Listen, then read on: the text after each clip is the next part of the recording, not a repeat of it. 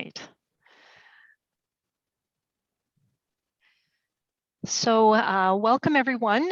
I guess a good day. Hopefully it's daytime for most of you and not too many evenings.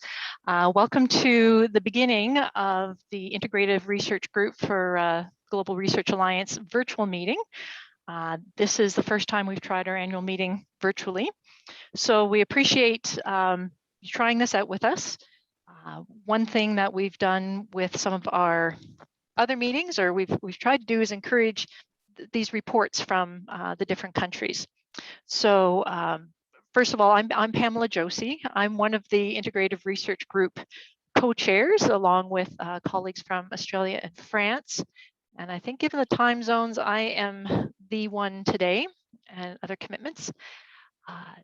So in this virtual setting, we wanted to provide an opportunity to have these country reports, which we typically have, and it's just an opportunity to hear what different countries are progress they're making and contributions towards the IRG related activities, things like carbon sequestration, networks, modeling, inventories, economics, programming, that sort of thing. So we have 4 presentations lined up, and I see all the speakers there. So we've asked people kind of for a 3 to 5 minute presentation. So I think with the 4, we will have some opportunity to discuss at the end, how things that are happening in the different countries are, the IRG can make use of them or connect things.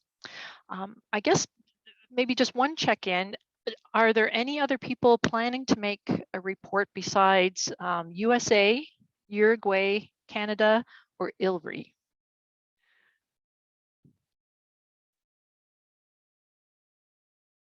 I just want to make sure, because I know it's a little bit different doing this virtually. Sometimes when we do this in person, we'll have someone show up. So this is great. We have a bit of a plan here. I'm not sure where to start. I would like to maybe start with the United States, and James, if you're willing to start things off for us. Absolutely. Do you have the PowerPoint? Are you going to put it up, or do you want me to share my screen? Can you hear me? Let's try sharing your screen first and see if you can do that. Okay. Otherwise, I do have the PowerPoint if that's not going to work. Okay, hold on a second. I will. Yeah. And just a reminder, while Jim's trying to bring that up, that if we're listening, and lots of people on the meeting here today, I guess two things I would maybe ask is to mute yourself while the person is presenting, so we don't get background noise, and also to maybe even change your name if you haven't already, so that it's your name and maybe the country that you're from, just so we kind of know where people are from, and or your organization if it's sort of self-explanatory. And I need to do that myself as well. Well, no, I've got my background today. This is the first time I've used this. Can you actually read that, Deborah? Is it the right way? Do I have to mirror it? No, it's fine. Readable. Okay. Great. I will go on mute and let you go ahead then. Okay, I think that I have my screen up. Can other people see that? Yes. Okay, very good. It would put that. Good. Okay, so presentation mode. And I will put this up as full screen. And so hopefully everyone can see me and hear me. Say yes if you can hear me. Yes, we can. Yes. Okay, very good. I just want to make sure there are people out there listening. So this is the country report for the United States of America. I am the USA IRG representative, and it's an honor to be with you today. I am from the U.S. Department of Agriculture. And that is a very large agency with over 100,000 people. And the sub-agency that I work for is the National Institute of Food and Agriculture, which is the extramural funding arm of USDA. So we send out money to the states, the United States. We're domestically focused, but we do have linkages internationally. But we send most of our money out to the states, both in capacity, which means we give them money every year for long-term research. And we also have competitive activities where we have these requests for applications that are released throughout the year. And so we are the extramural funding arm. We also have an intramural research piece that I'll talk about very briefly. And I also have some representation from other agencies that we will talk about. So here's looking at the specific contributions to the IRG, where we were asked to list any membership or leadership contributions of our country. And this is really focused on the Paris Accord. Obviously, we have been missing out of the Paris Accord for the past 4 years, but we're back. And so we are, one of the things that the Department of State is doing right now is working with the Belmont Forum, Climate, Environment, and Health 2 Collaborative Research Action. That's coming up. And the Belmont Forum is a group of science funding institutions and partners from around the world that work together to develop and fund collaborative research actions. And so we are getting back into that activity. We work with the Belmont Forum, and the Department of State, which is our big international linkage through the US government, is tied into that. We also have some other activities going on where we are networking. And the next one is called the National Alliance for Water Innovation, or NAWI.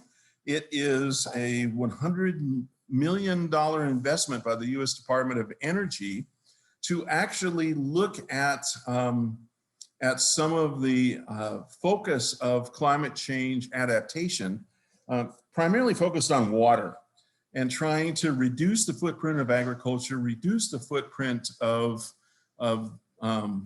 industrial activities, as well as taking care of drinking water, and focus primarily on non-traditional water sources and desalination. So this NAWI is actually putting together a very large water footprint right now that involves the whole of the US government. And it is going to advance a portfolio of novel technologies to secure a circular water economy in which 90% is non-traditional water sources like seawater, brackish water, and produce waters that can be cost competitive with existing fresh water that we actually use for a wide variety of uses. So those are the two things that are really focused on networking. They're focused on involvement in the Paris Accord and working towards those reductions in not only greenhouse gases, but in parts of the adaptation response like water. So if we look at projects, initiatives, and contributions to IRG's topics, here's a list of projects and initiatives that are linked to IRG topics like soil, carbon sequestration, farm to regional scale integration, circular food systems, GHG inventories, and what have you. And these are funded by the agency that I work for, the National Institute of Food and Agriculture. And we will invest $21.7 million in several key programs to help ag producers manage the impacts of climate change on their lands and production. We've awarded $6.3 million for 14 soil health grants, $5.4 million for 7 Signals in the Soil grants through its agriculture, and Signals in the Soil is our collaboration with the National Science Foundation. So we bring them in, and we're looking at actually improving the soil technologies associated with monitoring and the identification of soil issues. And we also are investing $10 million in extension education between our translational activities where we take research and translate it to the farmers and stakeholders with a group of regional hubs called the climate hubs to train the next generation of agriculturalists and foresters to incorporate climate change research into their management practices. And then we are also looking at this certain uncertainty, the next generation of water planning for deep uncertainty. And that is, again, pulling together some of the groups associated with an interagency water working group that is supported by the Department of State. And it's nationally determined contributions, countries that are in need of practical guidance on how to address climate risks and other uncertainties in water. Okay, what about opportunities, future actions, and funding? Here's a list of the opportunities and future actions already identified for our country relative to these issues that are important to the IRG. We have funded work on pollinator health. We have funded work on modeling and integrated management of southern blight, which is an emerging threat in the cornucopia of the United States. So the southern blight is really attacking a lot of our vegetable agriculture across the United States. And we are also working to improve the professional development for agricultural literacy, improving the culturally responsive forestry curriculum development for Native American serving schools under climate change. And what are the opportunities, future actions, and funding? Funded this last year by the USDA Agricultural Research Service. That's our in-house research group. And they have been looking at the development of ecological strategies for invasive plant management and rehabilitation of Western rangelands. We are in one of the worst droughts we've had in a generation. The Great Basin, which is the area between California and Wyoming.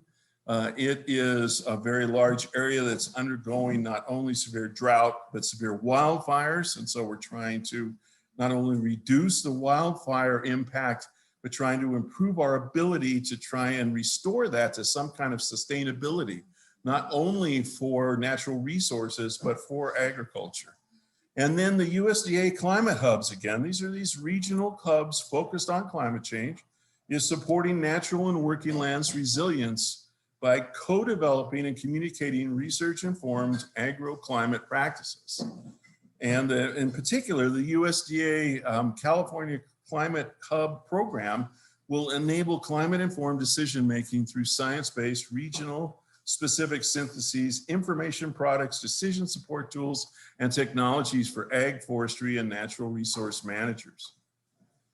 And lastly, do we have any possible funding from USDA or other US government agencies for projects or initiatives in this field? Well, most of the funding provided for USDA is provided by the US Congress each year for a wide variety of programs across the US government. Most funding supports domestically focused programs. Internationally directed funding by the Department of State through the US Agency for International Development and the USDA Foreign Agriculture Service provide international assistance as directed by the US Congress. So that's where the international linkages come. Although this year for USDA, we are actually matching with $150,000 work that we are funding through the National Institute of Food and Agriculture if we have an international partner. So that's something new. So we're trying to build up that international collection. And that's all I've got. Thanks for watching, and I'll turn it back over to our host. Thank you, Jim. I'm hoping the next speaker will be Virginia from Uruguay. Maybe while you're trying to get your screen up, are there any questions for Jim while we're doing the transition here? Maybe we can take one. Yeah, that was pretty fast. So yeah, we do, but I just thought I'd offer. I guess maybe one question I had, Jim, there's been some announcements made around this AIM-C program, and I guess, do you have any news on that? Because that's sort of a more international collaboration potentially, I guess. I don't have a lot of information on that one. That's pretty new. And so Okay. we're going to have to, I will actually take that back and get some information for you and send it to you. Okay. All right, thanks for that. And now I'm going to let you introduce yourself so you can say your name properly. I got Virginia, but we'll now turn this over to Uruguay. Okay, good morning, good midday, good evening. I'm Virginia Pravia. I'm from the National Institute of Agricultural Research in Uruguay. I am the country representative at this moment. I had been at some point in a few years ago, then it was Fernando Latanzi from the same institute. And now I'm back to the field, let's say. The National Institute for Agricultural Research in Uruguay is funded by the farmers in the country and also by the government, and we do research applied to agricultural fields and livestock. Let's move to the presentation. For the first part about the contributions to networks related to the group, Uruguay is now a partner of the Low Carbon Livestock Research Network. I see there's Claudia Arndt in the meeting, so perhaps later she can talk more about this. I just wanted to say we have joined this network that was established last year that involves several countries: Argentina, Brazil, Chile, Colombia, France, Mexico, Peru, Spain, and Uruguay. From Uruguay, there's Veronica Siganda, Andres Quink, and I participating in the meeting so far. We're not participating in all the groups, where we have been mostly in the general meetings and in the modeling and inventory development meetings. Then there's a subgroup for soil carbon sequestration that's probably very relevant for this integrative research group that is still getting together. So it would be great if we could have more interaction. I miss saying the main aim of the group is to improve this quantification and estimation of greenhouse gas emissions and soil carbon capture in livestock system. So to be able to identify future mitigation options and improve the sector's inventories for these participating countries. So I think it's very relevant if we could work more together within the integrative research group, in the relevant groups and this newly formed network, let's say, that is already funded by a couple of proposals for the activities. This proposal CITED and AMSUD finance some of the group networking, let's say, not all the countries, but some of them they do. So it's a good progress, I think. At the global scale, then other projects or initiatives where Uruguay is involved, we have the Holy Soils project from the European Union, Horizon 2020, that is led by the Luke Institute in Finland. Uruguay is the only representative from South America. It's more than 15 institutes across Europe. Then there's Japan as a representative from Asia, and then we have Uruguay. This big project aims to develop a harmonized soil and monitoring framework for forestry soils. We have one site in Uruguay that is being monitored, that started this year, let's say. And then there's another working package aiming to work with modeling that we are also contributing to that. That is a project that is starting right now. Then Uruguay is also involved in the global soil carbon sequestration map that is being, let's say, led by FAO initiative. We have a team from Uruguay that is mostly people from the Ministry of Agriculture, and then at INIA, some colleagues are working also together in this initiative. So what is being done is really to run the ROTC model on a 20 years basic base simulation for different scenarios, business as usual, and different amount of carbon inputs, and see what is the projected soil carbon sequestration that can be achieved according to this baseline carbon map, let's say. And we are part of that initiative from our, simulating our country, and then that's going to be part of the whole group. Then more at the local scale, let's say, there's one big project from INEA that is the greenhouse gas emissions and soil carbon sequestration in agricultural systems of Uruguay that is funded by INEA. Verónica Siganda is the leader of the project, and I'm leading one of the components. So the project involves working on methane emissions, on nitrous oxide emissions, and then on soil carbon sequestration. The soil carbon sequestration has different scales. We work with long-term experiments on integrated crop and pasture systems. We work with field pairs of situations that we don't have in our controlled experiments, but that we know there's been more than 20 years of the land use that is contrasting that we can measure there. We also have a component for mapping the soil carbon stocks at the country level.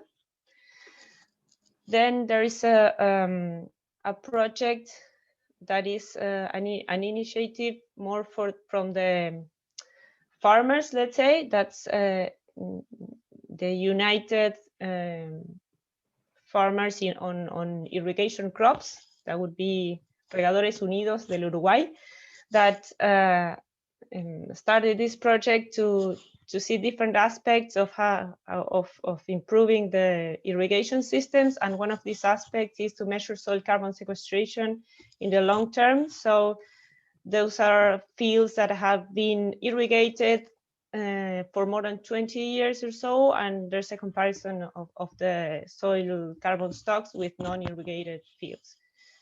Then at the country level, we also have the national policies related to the responsible use of soils. And so every farmer that wants to do grain agriculture needs to present a plan for the responsible use of the land, and based on what would be the results of the running the universal soil loss equation, there's a threshold for estimated erosion, and farmers get their plans approved or not. And so only plants that are below that threshold of soil carbon losses are able to run. And then there are monitoring systems on that. And the same for dairy systems that also include more, let's say, care on the phosphorus that is applied, but also it requires the run of the soil loss equation and see that you don't have more erosion that was allowed, let's say. Then more specifically on natural grasslands, we have listed here other projects or initiatives. There's one project that is funded by the National Agency of Research and Innovation that is led by Fernando Latanzi and Gervasio Piñeiro. Fernando is from INEA Uruguay, and Gervasio Piñeiro is from the university, the agronomy faculty, that is working on different levels of intensifications over natural grasslands and looking at different aspects as biodiversity, as the microorganisms, and also on soil carbon. There is also a project on what is the effect of the inclusion of legumes on natural grasslands. That is more of it's financed by Procesur. There are different, and Fontagro and the Global Research Alliance, and it involves different countries. One of these countries is Uruguay, and they're looking at different natural grasslands where legumes and phosphorus had been added. Then there is this other project. I don't know if you see my let's see here, maybe there. This is another project. It's running on farms.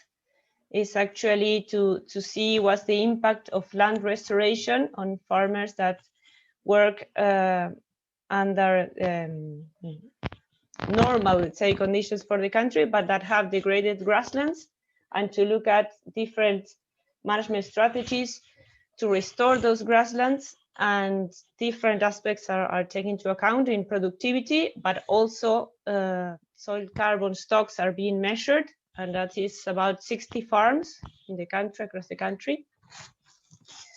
Then we also have in Uruguay, specifically for crop and pasture integrated systems, we have different long-term experiments in which different research projects are running. There is one specifically for irrigated rice that is funded by, again, by ILRI. The leader is José Terra from INEA, and there's people from the chemistry faculty at the UDELAR, that is the local university. And it's looking at different levels of intensifications in the rice system that here is usually produced in combination with pastures.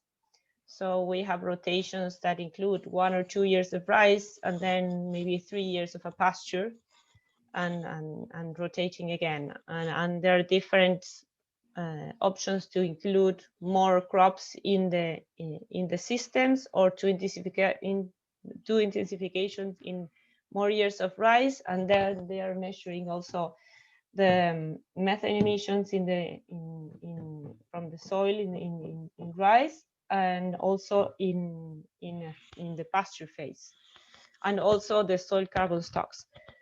Then we also have a project, perhaps this should be listed in the more global scale, I don't know. It's a group for collaboration with the Max Planck Institute of Biogeochemistry in Jena and INEA, Uruguay, also with the support from ANI. We are looking at more at the mechanisms of carbon retention and carbon and nitrogen cycling, and we are looking we are working with the long-term experiments. That's a project that is for several years, and it's the first year with the pandemic. It's been a bit delayed because the idea was to, share samples and do lab research and internships, and so it's been a bit delayed, but we already have a PhD student working in the project. Then we have a new project starting right now for modeling soil carbon and greenhouse balances in agricultural systems. We're planning on do a fine tuning of one model that we have been already working with, and then using the long-term experiments, and then we would be running more at the farm or field level, let's say, some of these let's say rotational systems that are of interest of the Ministry of Agriculture for the typical rotation systems, and see what is the carbon balance there. And then there's one project that is looking at soil erosion, determining long-term experiments using cesium to fine-tune the erosion, the carbon losses in erosion are determined. Then about future opportunities, we have a project that should be launching soon from Tagro funding and the New Zealand Ministry of Primary Industries. That is a process to, this Frontagro project has different countries in Latin America that we're looking at opportunities for soil carbon sequestration, to be able to quantify these opportunities for soil carbon sequestration, and also to be able to report and these changes in management practices. So one of the challenges we have is that sometimes the factors that we have in the IPCC sometimes they don't adjust exactly to our conditions. And so part of the project is to fine tune on this, to put together the long-term experiments that we have and the different field situations that we have in the participating countries and that are relevant to our reports, country reports. And so one of the challenges is also to convert the scientific information relevant to the tables to be able, so that the countries can do better on their reports for IPCC. Then to conclude, then we have the funding sources that we have for research in Uruguay, or we have somehow named the projects and are related to these funding sources. Then there's the Fontagro, the Procesur, at the national level, the CSIC, that's for the university mostly. Then at the National Research Institute for Agriculture, there's the strategic plan where every 4 to 5 years we have opportunities for new projects. Then there's the National Agency for Research and Innovation that opens call throughout the year. At this moment, there's an open call for postdoc positions to work in Uruguay. So if there's people interested in coming, that's an opportunity. We have to write a little project within a host institution that could be INEA, could be the university, and so it's the person that makes the submission together with a hosting institution. And with that, I think I exceeded the 5 minutes, so I'm sorry if I talked too fast. But thank you. I'm open to questions. Yeah, I'm not being a hard nose today on the timing, just because we have some extra time. But I am wondering, the next person I would like to ask up is Claudia. You have mentioned her, but as she is getting her presentation ready, are there any questions for Virginia on any of her presentation or what Uruguay is doing? I need to look at my full screen here. Need to get it out, right? I can't see anybody's hands up right now, so I think you're safe. Okay. I always have to look on my. I want to ask, well, I'm trying to get my presentation here. One would be the postdoc. When would it supposed to start? Well, yes, they're usually by the beginning of next year, let's say. So it's like you postulate right now, and then you can start maybe they take a couple of months to do the to evaluate the candidates. Then there's the announcement, and it's starting in 2022. Do you have that open every year? Yes, they usually they open. Okay.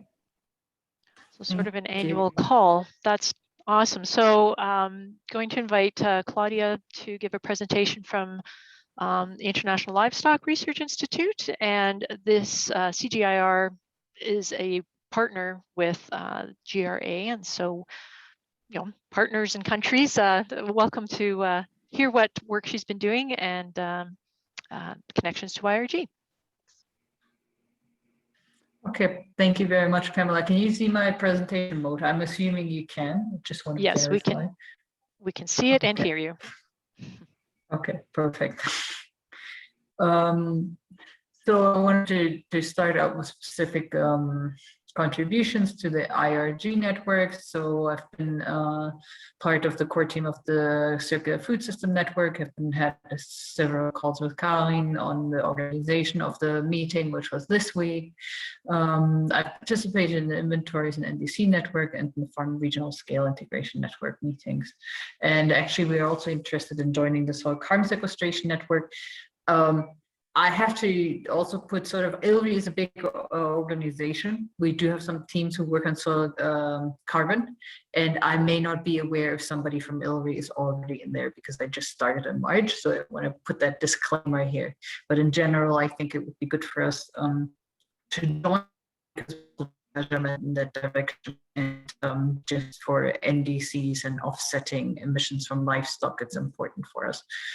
Other memberships or groups related to the IRG that we've been active is the Feed and Nutrition Network. My colleague Sonja Leitner, she is in the manure network, and then as Virginia said, I'm also still participating in the low carbon livestock research network, which is mostly Latin American countries. But since I left and I was a part of organizing the network, I'm still participating and trying to contribute where I can. So I have different topics. So I'm starting out with the direct greenhouse gas measurements that we do from soil manure emissions and capacities that we have here to do research. So we have currently ongoing agronomic trial in which we test 6 fertilizer treatments on 3 different fodder grasses. That is here in Nairobi at the IRG campus. Then we just started a trial where we look at different manure interventions. We have 24 tanks with manure, and where we can also measure leakage, as you can see here in the setup. And then we also do or have published now emissions from manure heaps of different qualities of manure, mostly different in the C/N ratio.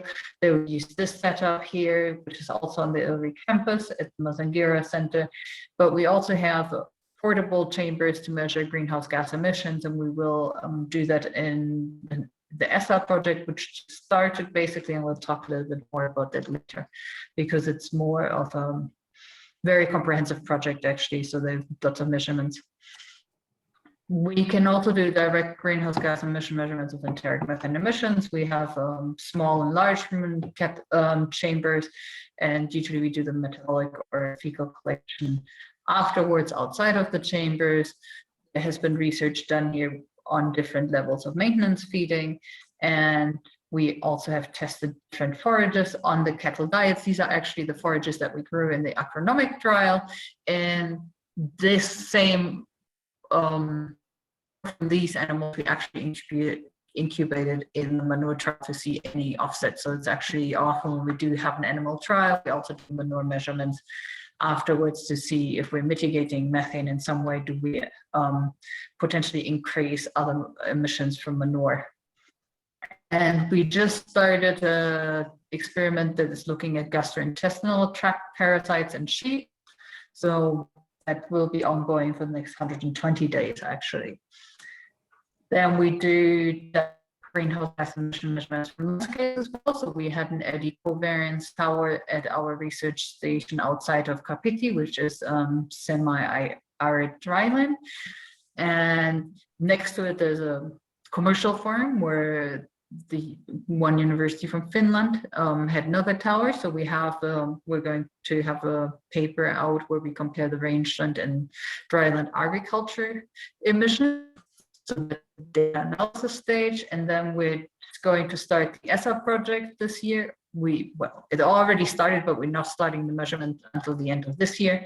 And there we're going to look at carbon and methane fluxes in 2 sites that's led by the University of Helsinki, and we have lots of international collaborators.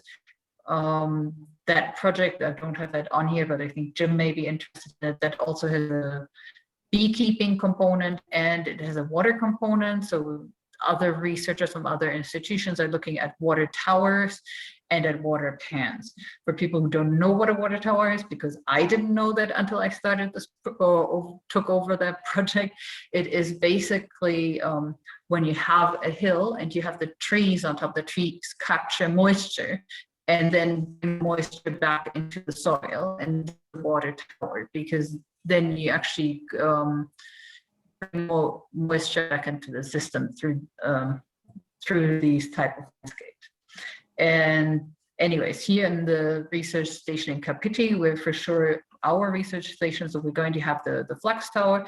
We're also going to have a flux tower that's still standing. The flux tower, the EC tower needs to go up. The flux tower measures bioluminescence, so it does like look photo synthesis activity. Then we're going to look at remote sensing pictures as well, do biomass collection, soil sampling, and may even look at indirect methane emissions of the rangeland cattle, pastoralist cattle that's there. So this is just to explain that that's not pasture, this is pastoralist. So they're just pastoralists passing by, and there's also wildlife. So when you go there, the station has become a conservancy last year. So there's actually a lot when you're there. So the giraffes, zebras, there are no elephants and there are no hippos or rhinos, but everything else sort of is there, and you can actually see quite a lot of wild beasts and so on. So that's sort of a landscape that has cattle and has wildlife, so it's very interesting for us as well. And with that, we're actually looking for a postdoc in eddy covariance flux measurements. So if you know anybody, when the presentation is shared, this is a link to it. Please tell them to apply for the position. Especially it's going to be in Ethiopia, so we're going to have 2 sites here in Kenya, and the third site where we do measurement going to be in Ethiopia. Other things we do indirect greenhouse gas estimations for tier 2 emission factor development for enteric methane, manure methane, and nitrous oxide emission. For this, we had activity collection via household surveys. Part of these, it's all part from different projects. Part of these surveys have been finished already, and we have publications associated with them. And others are still ongoing, need to have analysis. So we have West Africa, which is not shown on the map, and then the East African points where we have been sampling the regions are shown here in the map and also named here. So we have Ethiopia, Kenya, Uganda, and Tanzania. And then we also related to that, that has started yet, we have students working on this, stakeholder platforms, where we're going to share data and results for greenhouse gas inventory and MRV training in Ethiopia, Kenya, and Uganda. And that's going to be mostly through PCSL, which is the Program for Climate Smart Livestock, which is a very big project we have funded through GIZ. Which basically is also paid for the surveys there and a lot of the experiments we did as well.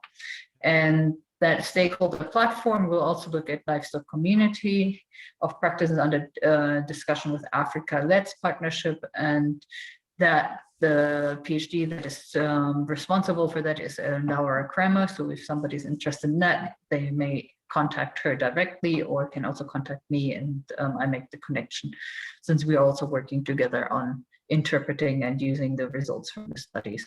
But that's just like starting out for us at least, so still in the works. And with that, I'd like to thank you all in the name of ILRI and the Mazingira Center, which I'm co-leading with Cesar Patino. And yeah, thank you very much. Also took 10 minutes, I'm sorry. I practiced it, I was 5 minutes and less, but I didn't take, I did not take time to breathe when I did. It's tricky. Thank you very much, Claudia. I wanted to make sure we had time to get all our guest speakers in before I took my turn. Are there any questions for Claudia while I'm trying to get my screen up? Oops, I'm gonna do the presentation mode.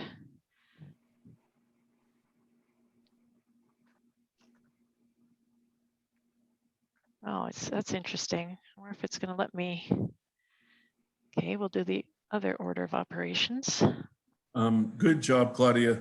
I'll be in touch. Thanks for the great information. You're welcome. I thought the bees and the water component would be very interesting for you, and I didn't have that in there. So it's not out. I will link you up to the people we're working with. The water tower is Gretchen. No, I don't know Gretchen's last name in Dwelf in IRG. And the B's, yeah, I don't know, the B component I have less to do with. Okay. I'm wondering, can people see my screen? Yes, And and it's it's in on the presentation mode. Thank you. Okay, that's seems to be the trickiest order of operations here. So I'm the IRG, I'm Pamela Josie with the J. Thanks, Jim. It's not the first time that name's been misspelled. And I am co-chair for the Integrative Research Group, but also representing Canada here today. The colleague who helped me prepare this presentation, it's a much higher level presentation, but that's okay because it will go faster then. In terms of our specific contributions to IRG, we started that we are continuing to support the Global Research Alliance broadly, and for the reasons of building, common understanding, trying to bring greater expertise and resources to these complex problems, and leveraging some of our international investments. Agriculture Agri-Food Canada itself doesn't do as much international investing as similar to, as Jim said, that we have other agencies, primarily Global Affairs Canada, that handles a lot of our international funding, and just looking to strengthen country-to-country relations. So I lead the Integrative Research Group with Australia and France, but we also have active participation in the livestock and crop research group, research networks more so, some very active members there. We're very happy to enable, I guess, our participation in the European Joint Program for Soils. At the council meeting, this was sort of being highlighted, the International Research Consortium, which is part of the Integrative Research Group, and particularly the Soil Conservation, Soil Sequestration Network, Soil Carbon Sequestration Network, I'll get that right. So Canada has been made in-kind contributions, but that enables our scientists to participate in projects that are coming through that, and we sort of have an ongoing interest in further development of that research consortium, and if there's potential for that to become a flagship or not, at least the idea that this is probably an important project for the GRA. Our research interests with climate change continue to be focused on sort of greenhouse gas emissions from ag fertilizers, enhancing carbon sequestration in ag soils, and then developing predictive models at various scales. It's kind of interesting to hear the different linkages with water and adaptation and that sort of thing. And I guess we're sort of keeping focused on sort of the emission and soil carbon sequestration primarily. We haven't listed individual projects here, but we've been having in our calls, at least since 2018, the GRA and its networks identified as a specific international cooperation priority, and that's enabled scientists to say, hey, I'm on this network, and it gives them extra scoring points. And currently there are 21 either new or ongoing projects that are aligned with this is GRA objectives, and I don't actually have the list of the 21 projects. So this is including some of our livestock emission work, the fertilizer emission work as well, tillage and soil carbon sequestration work. But that's around 8.7 million in funding. And one of the things we've been trying is a sort of integrated approach to reducing GHG emissions and increasing the adoption of practices for that, as well as environmental practices in general, by establishing a network of agro-ecosystem living labs, or ALL. That's a whole topic unto itself. I'm going to mention a couple times today, but this network, it's sort of one of the things it's doing is connecting us to other long-term network activities with partners like the USDA Long-Term Agro-Ecosystem Research Network, as well as work with ILRI that is looking at how to exchange research, knowledge, and experience in implementing these networks of living labs, and focusing on the concept for agriculture, agro-ecosystems in particular. And there is one project which has just started with the European Commission called ILRI, which is laying that foundations for networking with living labs across Europe. in terms of opportunities and future actions, the government of Canada finally, I think we're tagging along with you, Jim, finally committed to zero net emissions by 2050. And in December actually announced a $4 billion commitment for 10 years to a natural climate solutions fund. So all the efforts around nature-based solutions and really focusing those activities on restoration of degraded ecosystems, improved land management, especially in agriculture and forestry, and conservation of high carbon storage ecosystems at risk. That $4 billion is a lot of money for us. The bulk of that is actually going to the $2 billion tree program. So that funding is shared with our Natural Resources Canada, which does a lot of the forestry work, Environment Canada, which does a lot of the peatland and wetland protection work, and agriculture, which we are more responsible for. And so there's this Ag Climate Solutions program, and that's going to be using this Living Labs approach to deliver more improved management practices on ag lands. And this is my last slide. And this is just getting off to the ground, this Agricultural Climate Solutions program. It is, well, the Living Labs has actually been running for about 2 years, and that was called the Living Labs Initiative, and it's morphing into this Agricultural Climate Solution. So it's continuing to use the Living Lab approach. It's $185 million of that $4 billion over 2 years, but it's to create these regional collaboration hubs, somewhat like, I guess, the, I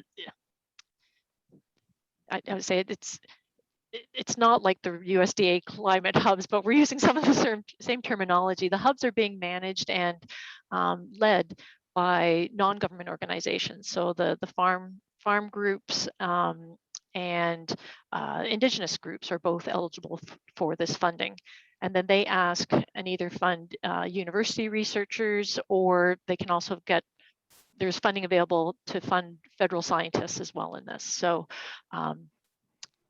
anyway, that's looking at the ag sector, focusing on carbon sequestration, mitigating greenhouse gas emissions, but recognizing co-benefits for biodiversity, water quality, and resilience. It's seen as a key part to reaching those targets. And the first phase of this new program was launched in April, and that's for provinces in Ontario, provinces in Canada that do not have one of these Living Lab hubs yet, and there's 6 of them. And then the idea is that in 2022, there'll be another call for the 4 that are already running, and they will transition into this new program. This is the longest term funding we've had, for landscape research, when we're looking at sort of an 8 to 10 year window. So we're sort of excited about that, and that just even having that, I think, allows collaboration with other things that are coming and going funding wise. So with that, I'll end my sharing. And does anybody have any questions for me, I guess? Pamela, I just have a comment. That's an amazing amount of money over an amazing long period of time. And so I'm tremendously excited by that activity. That's, we have had a 10-year,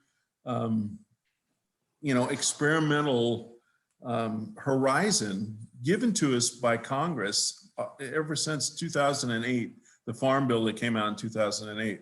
But we haven't had the actual courage to extend that out for 10 solid years. And so this is going to be fantastic. And of course, I work with the LTARs quite a bit through the ARS and what have you. And so we will look forward to working with Canada in the future. Hopefully we can get up there and meet with you folks after all this COVID, and our ability to actually cross the border becomes easier. But fantastic stuff. That's great. Yes, opening borders will be a good thing for those of us, especially do field work and like to see things in the field.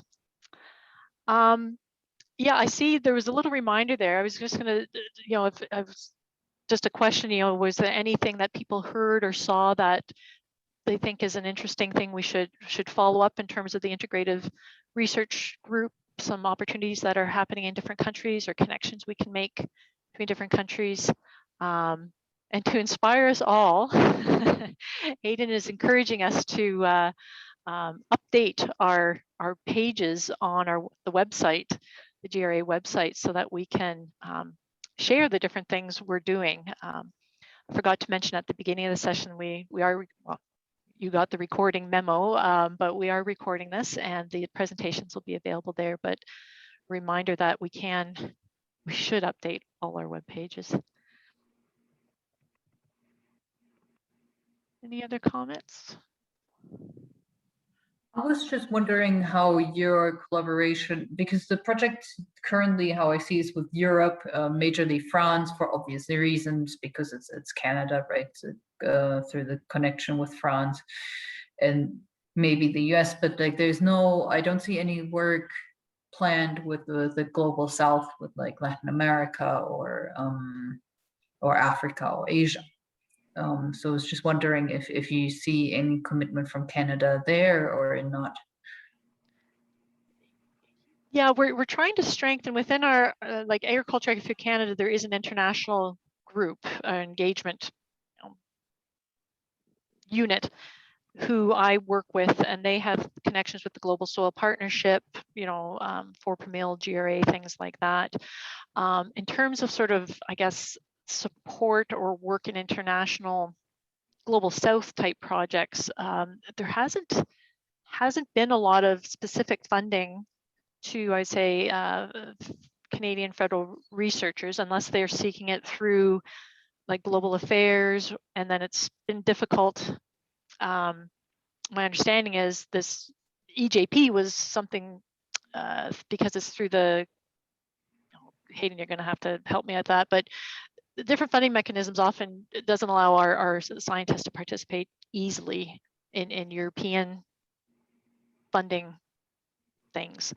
So yeah, they're not aware of very specific things outside the Global Soil Partnership, like Virginia sort of mentioned the soil carbon mapping work. And yeah, I think a lot of even I was saying the enteric fermentation work and whatnot has been through the GRA, through scientists supporting their own work. There's not like a Canadian funding pot for a lot of international work. Is there any opportunity for it, like what Virginia was presenting, like a postdoc grant or something that you could, the capacity exchange? I know there's Cliff Grad, so you probably can receive some students through there, but is there actually like some other training? For example, our current lab manager, I think he worked for, no, I'm getting it wrong, Ag Foods Canada. He was in Canada. I know he was in Canada, and yep. He is back here now. And I think while he was away getting all his training abroad, he also developed quite a bit of capacity. So just like even in this kind of training, right? Yeah, in the postdoc, there are programs to hire postdocs, and they come from all over the world, as you say, and maybe we should, that's another request I can do to account for contributions we're making. I don't know if any Canadians, yeah, I don't think have utilized the Cliff Grad program yet. I've promoted it a little bit, but in terms of bringing international students in. So, and from the US side, we do have the PEER program, which is funded by the Department of State and is for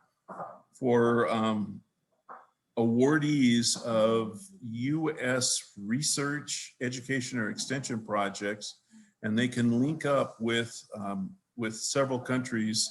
And lately we've been working with the Middle East, primarily Tunisia, but they are focused on postdoc activities and bringing in full-fledged researchers to participate in already funded US projects. I think that would be similar to ours too. Just do that quickly. We did get a peer project in Peru when I was still there. So we have actually a Peruvian student who was getting his PhD at the University of Madison, Wisconsin, who got then a research project funded in Peru in agroforest silvopastoral systems through the PEER program, and that also in collaboration with USDA, they needed to be in there. So that was actually, I think that's really a great initiative. So just wanted to I saw Virginia's hand up, and then I think we'll have to wrap it up. Yes, I was trying to find the hand to rise, but I couldn't. So I believe there's funding from ANI, our National Agency for Research and Innovation, together with Canada. I'm not sure if Canada is financing or if ANI is financing, but it's an open call that is for internships in Canada, and there's another one for doing Master of Sciences in Canada. But I'm not quite sure how it works, because I remember seeing this at some point. So I was just looking up and just found it that it's like an open call, and it is subject to availability of funding. So they probably determine it I don't know, for every case. I'm not really sure how it works, but I see this opportunity is listed there as open, like an open call always. So perhaps we can explore more there. Yeah, probably And understating all the things on climate change. Okay, so focus on climate change. It's good. Hayden, you did have there are several, but yeah, climate change is one of them. One of the. We learn about our own countries. Hayden, did you want to add a comment yet? Just a sneak preview of what I will mention in the plenary later, but this is an area of, that we recognised as being important to address, and we will have extra resource to help facilitate the kind of sharing of information on scholarships and awards and training programs that exist out there in the ether that we don't always know, and trying to find a way to make that more visible and easily accessible through the GRA. Including the existing GRA programs, but I'm talking more about, you know, these things you're talking about now that aren't branded GRA at all. They're just national programs, but they would be able to be used to support science and exchanges. So yeah, we'll be having someone working, not full time, but devoting a lot of time to that. Great. Okay, well, with that, I'm going to wrap up our first country report session and country and partner reporting. Hayden's already alluded to the next session, which is the plenary, which is at 2000 UTC today for some of us, the 24th for some of us. Some will be a little later than that. And then there is the country report session now 3. We decided to drop our middle one and just go with a session tomorrow on the 25th at 7 UTC, and the plenary, which you're welcome to join. And then the plenary again on the 25th at 10. So hopefully you've received links to those and can attend as many as you can as we continue virtual sessions for this year's IRG meeting. So thank you to all those who were able to present, and hopefully those attending learned lots about what's going on around the world. Thank you very much. See you at the next session. Thank you. Bye. Thanks. Thank you. Bye-bye. Thanks, Deborah. Thank you. See you in the next session. Bye. Thank you. Bye. I just posted I won't those come links. to the next session. It's too late for me. I'm sorry. I'm sleeping by that time. That's fair enough. No, I'm not. I was already falling asleep right now. Sorry. I'm not this week because